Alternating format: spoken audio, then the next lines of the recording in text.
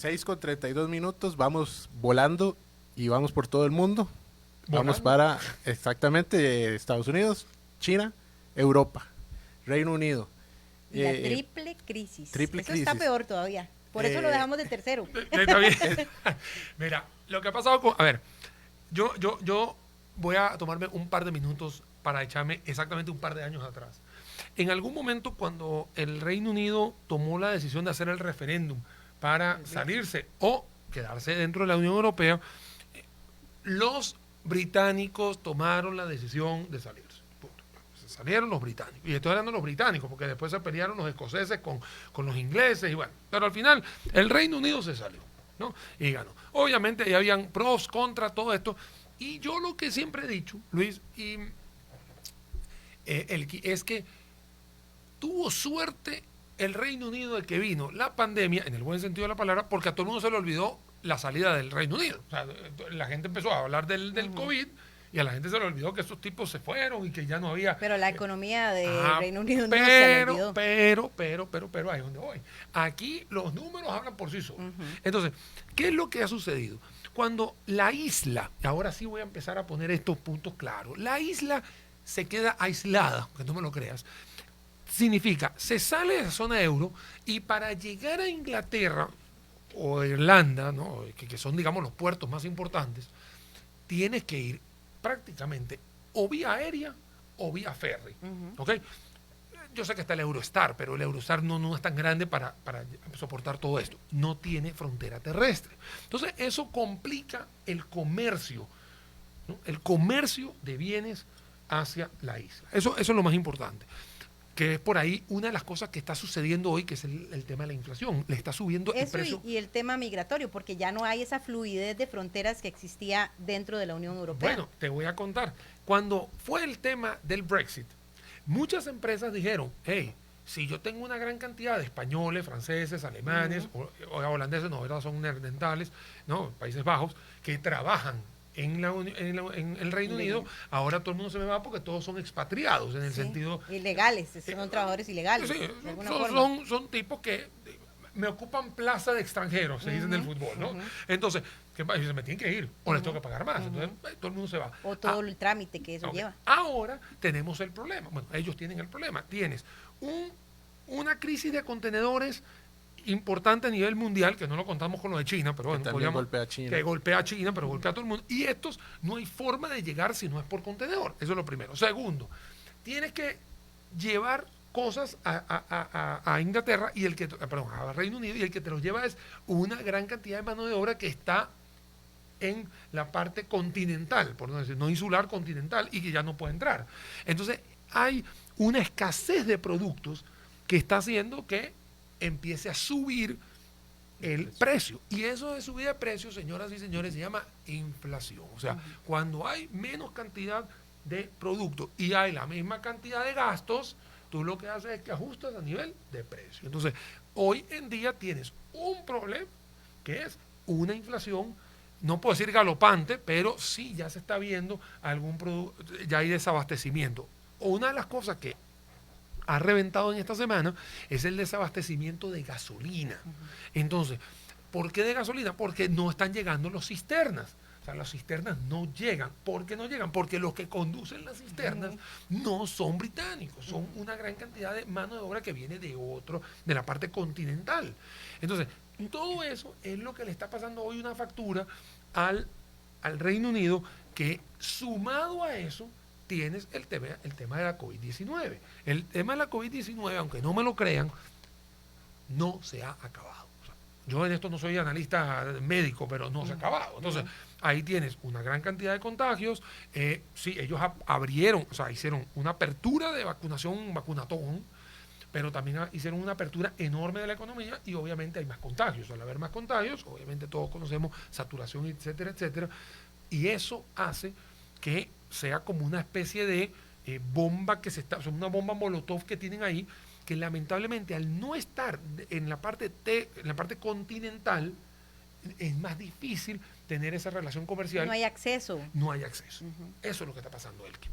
Y esa escasez precisamente también genera desesperación. Ya lo vimos incluso aquí en nuestro país con el tema de la pandemia. Cuando las personas tienen temor de que no hay suficientes recursos, lo escasean todavía más rápido. E incluso hay muchos ejemplos muy conocidos como las comidas rápidas de McDonald's, KFC y todo, que han tenido incluso que cerrar o deshabilitar productos que tenían a la venta porque no tienen los insumos para eso. Lo hablábamos ahora incluso antes del programa del CO2, que pareciera algo nada que ver, digamos, en un tema económico de un país, cómo también ha venido a influir, cómo ha venido a afectar en todo esto y cómo las personas se están desesperando ante esta situación. Y es que el Y tema... viene el último trimestre del año, que es uno de los trimestres más fuertes en las economías mundiales. Y es que el tema acá es así, Elki.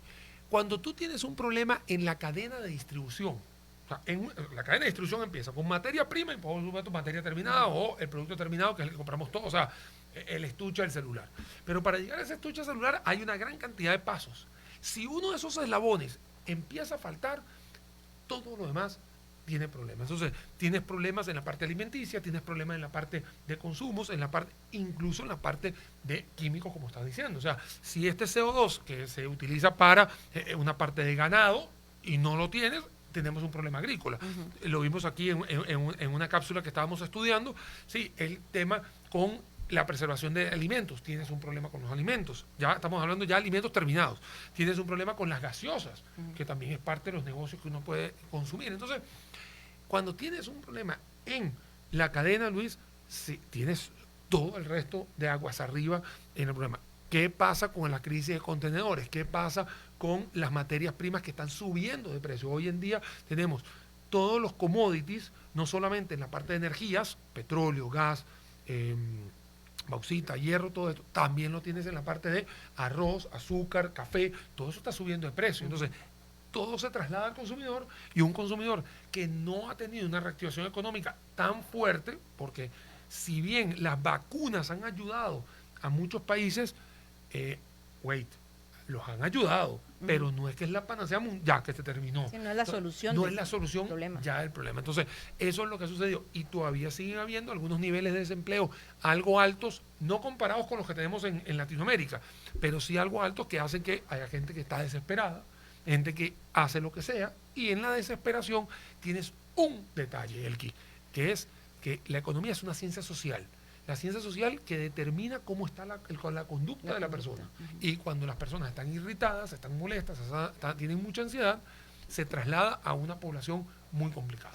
Que ahí es interesante porque vemos mucho en las noticias internacionales, lo vemos mucho, incluso lo analizamos acá, la gran crisis, la gran escasez, el gran problema económico, pero no vemos soluciones, no vemos a un Boris Johnson hablando de alternativas, no vemos a una Unión Europea que le esté importando tampoco. A ver, la Unión Europea dice, ya tú te saliste. Sí, chao. No, ya el problema no es mío. O sea, él te dice, no es mío.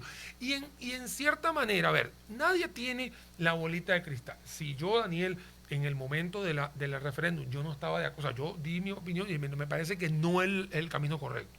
Pero yo no soy ni británico ni voto ahí. Ahí ellos lo hicieron, punto, y se salieron. Ahora tienes que arreglar el problema. ¿Qué pasa con la isla? O sea, ¿qué pasa con el Reino Unido? El Reino Unido tiene una balanza comercial altamente deficitaria porque trae un montón de productos.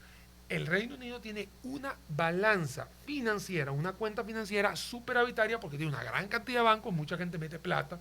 Entonces, se sostiene más con los flujos de dinero que con los flujos comerciales. Entonces, pero como el problema es comercial, ahí tienes la desesperación. No tienes quien llegue, no tienes quien te mande dinero, perdón, no tienes quien te mande los productos, entonces obviamente la gente se desespera. Al no haber una economía, ahora sí me voy para la parte económica, digamos, la parte financiera, los préstamos empiezan a tambalear, las tasas de interés empiezan a mover. Entonces, eso podría complicar un poco más el tema del Reino Unido, que es la economía, ya desde el punto de vista ya de Producto Interno Bruto, de las primeras 10 del planeta, y que si se tambalea esta, también puede haber problemas con los bancos que hay en la zona euro, que tienen bonos comprados del Reino Unido y viceversa. Y eso también puede tambalear. Ahora, de las tres que hemos visto, me parece que la que más puede pasar factura es esta. Porque la de los Estados Unidos pareciera que todo va a encaminar a que las cosas van a estar bien. Acabamos de hablar de China, que prácticamente el gobierno chino tiene el toro por los cachos, simplemente hay que tranquilizar al toro. Pero en este caso, que tiene una gran cantidad de variables, que tiene una gran cantidad de protagonistas, porque son toda la sociedad británica, más todos los proveedores, más todos los de la cadena de valor o cadena de suministro, esta es más difícil. Esa de las tres, esta es la que yo creo que es más complicada. Esa no la vi venir yo. Es que lo que pasa es que cuando tú tienes más control, es que aquí el tema es, Estados Unidos tiene el control, o sea, la decisión la tiene que tomar. Es un problema político. Es un más problema que político que lo económico. tienen que tomar. Sí. Los chinos, mira, ¿qué más quiere que te diga? Pero es que el otro es la población, o sea, la población que no tiene, que está desesperada, que tiene, y tranquilizar a más de 65 millones de personas, que es lo que viven, lo que se calcula que viven en el Reino Unido, mira, no es tan fácil. No, es más fácil controlar países más chicos aquí como en Centroamérica, pero 65 millones de personas no es tan fácil. Bueno, y también al final lo que dice el gobierno chino es lo que se hace. No tiene ese juego. Es que por eso digo, el gobierno chino sí. no tiene contrapesos. Y otra cosa, Luis, importante, y es que en Reino Unido, bueno, o sea, igual Estados Unidos, igual China, pero nosotros nos estamos acercando a la parte de invierno, que si bien es una parte comercial muy buena, también ahí sí que hace frío, ¿eh? Y el frío trae la consecuencia que la gente tiene que comprar más gasolina o más energía para estar con la calefacción. Sí. Y todo eso, si empieza a subir, el invierno del descontento se ha bautizado así se le llama. Por eso quería ir entrando con ese término del invierno. Y eso no es algo que nosotros como costarricenses o ciudadanos de Costa Rica tenemos siempre presente. La factura del aire acondicionado o de la calefacción. Mira, y te voy a contar una cosa. Yo tuve la oportunidad de vivir en Inglaterra y créeme que cuando hay frío, hay frío. O sea, y bueno, verdad, eso puede generar un nuevo problema también de salud. Es que, mira, usualmente cuando hay las gripes más importantes, o sea, cuando hay este tipo de brotes, es porque hay frío. Mira aquí en Costa Rica o en todo lo que es, digamos, en esta parte del mundo, usualmente cuando la gente tiene más gripe, entre agosto y noviembre, que es donde están los cambios de temperatura, las lluvias y todo eso, porque en estas latitudes, latitud norte, todo lo que tenga que ver entre septiembre y marzo, eso casi que tienes que andar tú con pastillas de antigripales, porque estoy hablando que estás menos 15 afuera, entras, estás en más 20, vuelves a menos 15, estás en más 20 y ahí anda ese juego de temperaturas. A veces uno no sabe lo que tiene hasta que está allá, entonces mejor me quedo por aquí. Usted hablaba al principio de este bloque de Reino Unido de inflación, uno de los principales problemas del Reino Unido, pero no creo que tenga un gran problema como el que tiene Venezuela. No, por supuesto que no, ese lo dejo del final, porque ese ya es doctorado en inflación. Vamos a hacer nuestra última pausa y venimos con este último bloque y la crisis en Venezuela.